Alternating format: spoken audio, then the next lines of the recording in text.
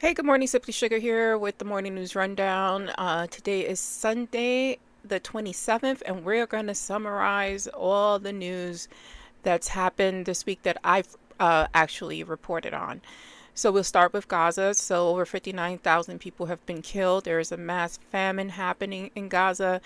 Uh, Mainstream media is even reporting on this weekend with shocking video and pictures of people showing signs of famine, swollen bellies, skeletal bodies. A lot of these children are and people are beyond help at a certain point. Medications don't help with this condition, but hopefully, if we can stop the blockade and get people assistance, we can, stop many of these deaths. We also learned that the Handala aid ship was raided by Israeli forces. Now they reach between 60 to 70 miles off the coast of Gaza in international waters where it is illegal for this type of operation, but Israeli forces did board it and have detained all the aid workers on there. They were carrying medicine, food, and necessities for children.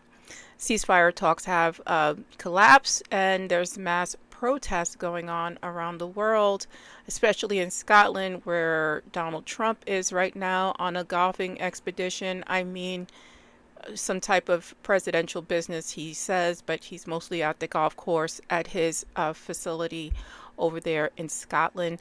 The Scottish people are hilarious. I suggest you get on Scotland Talk. Moving on to Ghislaine Maxwell, she was interviewed by the GOJ, gave up 100 names. Her attorney came out saying, we would really like a presidential pardon, um, because she has cooperated. That's signaling to me that she's saying, I will give up 100 names and minus Trump from that list. He looks guilty either way because we've seen a lot of evidence of him and Jeffrey Epstein's relationship on video and in pictures and in writing. But not only that, the connections between people who have worked for both of them and continue to work for both of them, like Acosta and Bondi, is very telling that, you guys had a closer relationship than you want to admit, and your hand is all the way in the dirt in this. Let's move on to ICE. ICE is now the largest national police force. We've never had one, but now we have one. They are the largest police force in the United States. They are holding American citizens and detaining them using stun guns, chokeholds, and whatever means necessary. And according to them, U.S.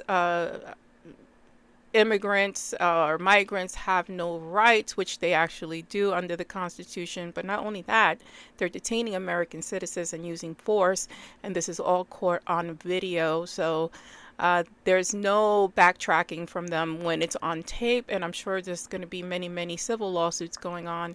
And I say get paid to all those people who have unfortunately had to deal with ICE. Trump continues to try to deflect from the debacle of the Epstein file by attacking Barack Obama, showing him depicted getting arrested, being chased in some type of OJ scenario, vehicle highway chase between Trump, JD Vance, and Barack Obama. It's insane. It's horrendous, but he doesn't stop there. Now on Truth Social, he called for the federal investigation into VP Kamala Harris, alleging she paid celebrities like Beyonce and Oprah and Al Sharpton for the endorsements. Of course, she did not. Harris denies any wrongdoing. Yeah, this is ridiculous. He's just upset that no one wants to go to his party. Well, no one of importance or popularity at that.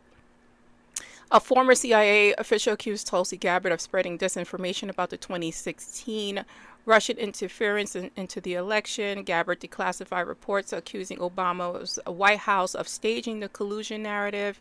Trump amplified these claims against with AI generated depictions. It's just horrendous. And the media has totally given into Donald Trump. Well, Paramount and ByteDance have. So their $8.4 billion merger was approved by the FCC. CBS is to install a bias monitor, making sure nobody talks bad about Donald Trump. They're eliminating all DEI programs, and they're supposedly committing to editorial transparency as long as they don't say anything bad about Donald Trump. Now, remember, they fired Stephen Colbert, and Donald Trump says, others are to follow like Kimmel and Fallon, signaling NBC and ABC, play ball or you're in trouble. We know that he threatened the Washington Commanders if they don't change their name back to the Redskins, that their project will not happen in Washington D.C. And that's the week's rundown. I'm Simply Sugar. Thanks.